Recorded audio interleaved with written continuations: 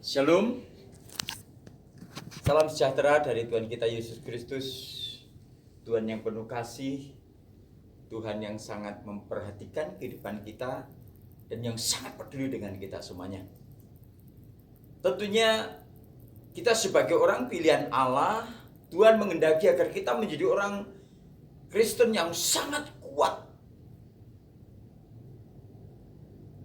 Dan di dalam Dia, di dalam Tuhan, kita menerima kekuatan itu. Bapak Ibu Saudara yang dikasihi oleh Tuhan, mungkin Bapak Ibu pada saat ini sedang mengalami tekanan dalam hidup, sehingga engkau merasa capek, engkau merasa letih, lesu, dan engkau merasa bahwa hidupku ini sangat berat. Berat di dalam rumah tangga, mengarungi rumah tangga, berat di dalam pekerjaan, berat di dalam studi. Namun pada saat ini saya ingin menyampaikan kabar gembira buat kita semuanya. Kabar baik buat kita semuanya. Bagaimana supaya kita bisa menjadi kuat menjalani kehidupan ini. Tentunya di masa-masa sulit seperti ini, tidak gampang untuk menjalani kehidupan ini dengan sukacita, dengan kemenangan.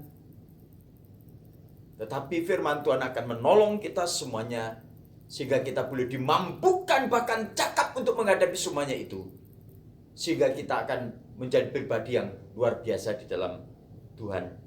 Saya akan membacakan satu bagian kecil dari firman Tuhan yang saya ambil di dalam Filipi 4 ayat yang ke-13.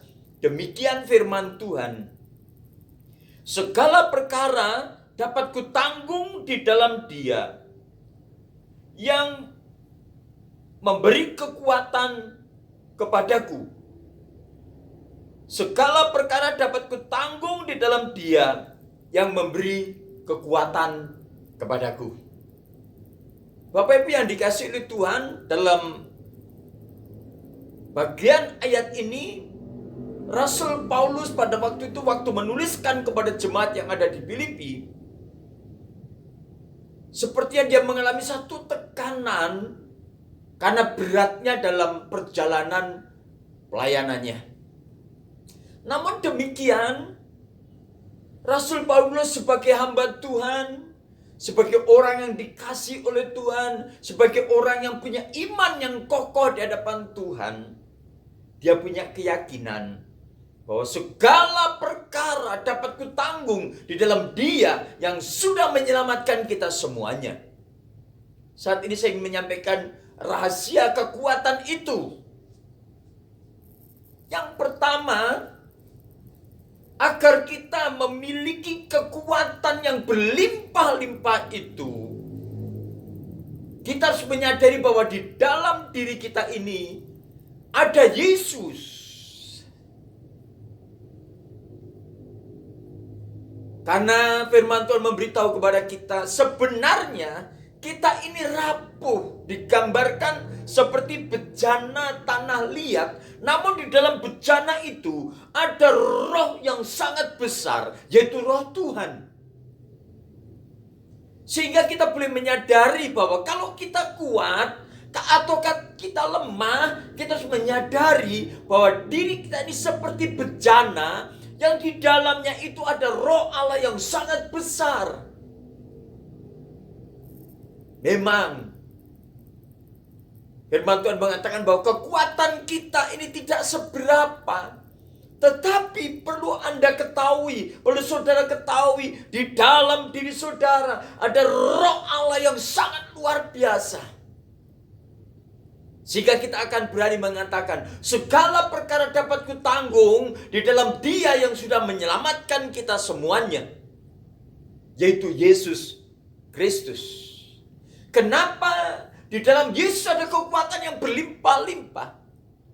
Karena saya ingin memberitahu kepada Bapak Ibu Saudara semuanya, di dalam Yesus ada kekuatan yang begitu luar biasa. Karena Yesus sudah menanggung semua beban hidupmu.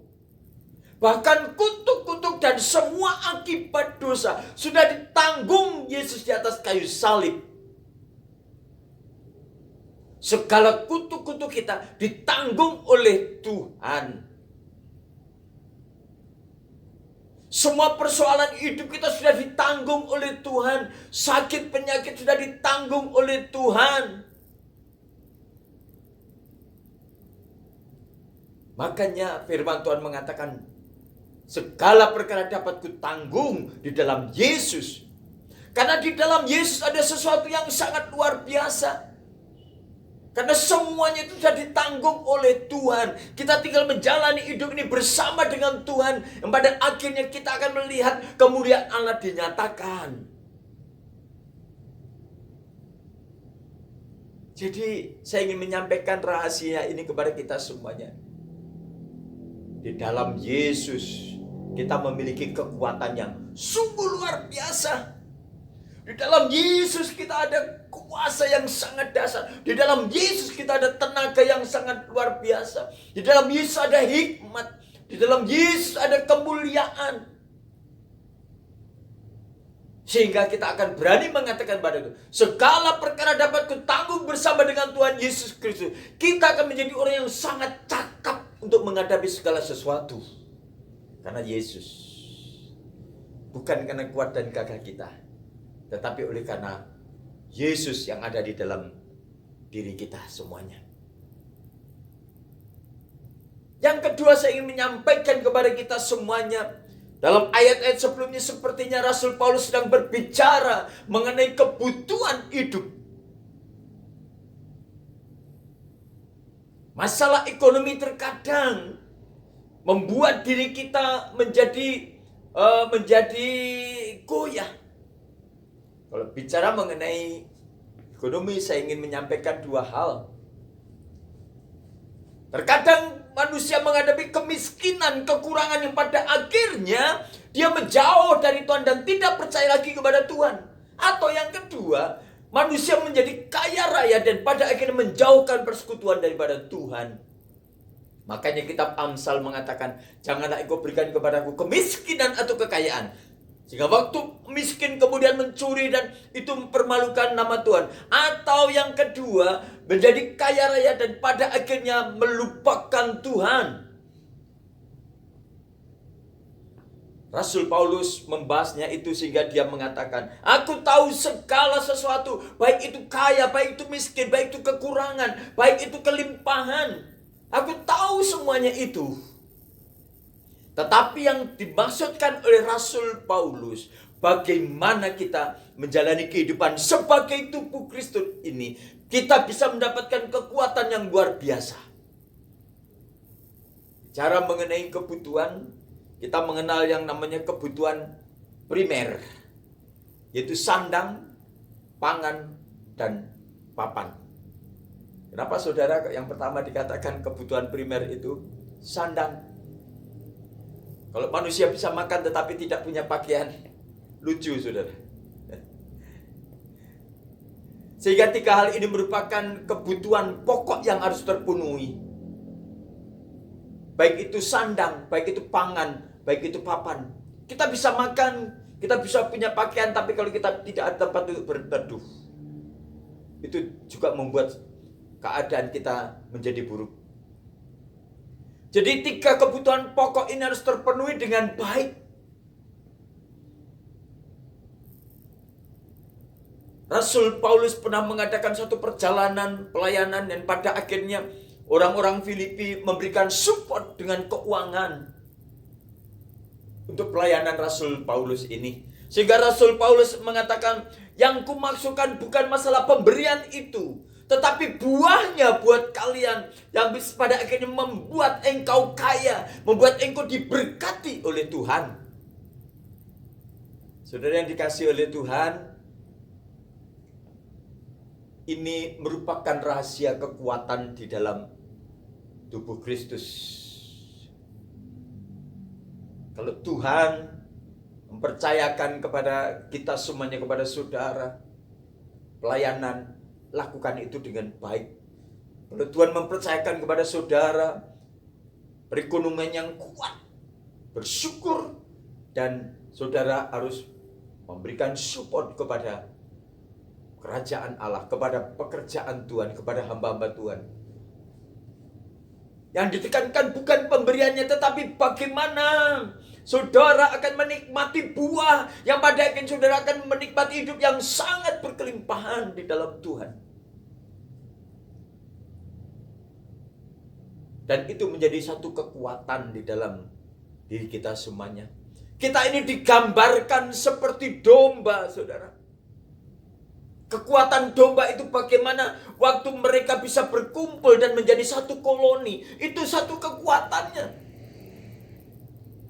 Dan domba sangat bergantung kepada gembalanya.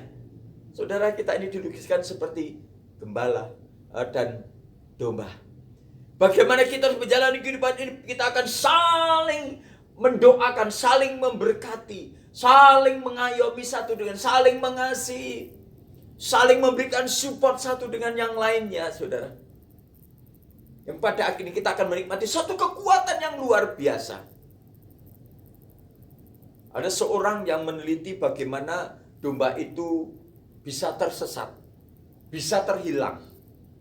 Dan ternyata domba itu waktu dia terhilang, itu disebabkan oleh karena ketakutan. Oleh karena dia merasa sangat ketakutan dan tidak nyaman. Pada akhirnya dia bisa melarikan diri jauh dari koloninya atau dari kumpulannya. Oleh karena rasa ketakutan, kekhawatiran, dan mereka tidak mau masuk di dalam perkumpulan domba-domba itu. Biasanya domba itu kalau ada ancaman, dia akan langsung berkumpul menjadi satu. Karena dia menyadari bahwa di dalam dirinya tidak ada kekuatan. Tetapi ada domba yang waktu mengalami satu tekanan, ketakutan, panik, dia akan lari dan terus lari dan tidak tahu tujuannya kemana. Yang pada akhirnya dia tersesat. Saudara yang dikasihi oleh Tuhan, kita sebagai domba-domba yang digembalakan oleh Tuhan Yesus. Tuhan Yesus sudah memberikan jaminan. Seperti yang sudah saya sampaikan tadi. Segala perkara dapat kutanggung di dalam Tuhan Yesus Kristus yang sudah menyelamatkan kita. Dan Dia, Yesus itu, yang memberikan kekuatan kepada kita. Memberikan pengayoman kepada, perlindungan kepada kita. Sehingga waktu kita menghadapi kita lari kepada Tuhan. Kita akan masuk di dalam persekutuan bersama dengan Tuhan. Bersama dengan kawanan domba yang lainnya. Yang pada akhirnya kita mendapatkan kekuatan yang baru. Saudara yang dikasih oleh Tuhan. Sehingga kita akan disebut orang-orang yang cakap untuk menghadapi segala sesuatu. Puji Tuhan, Tuhan Yesus memberkati kita semuanya. Amin.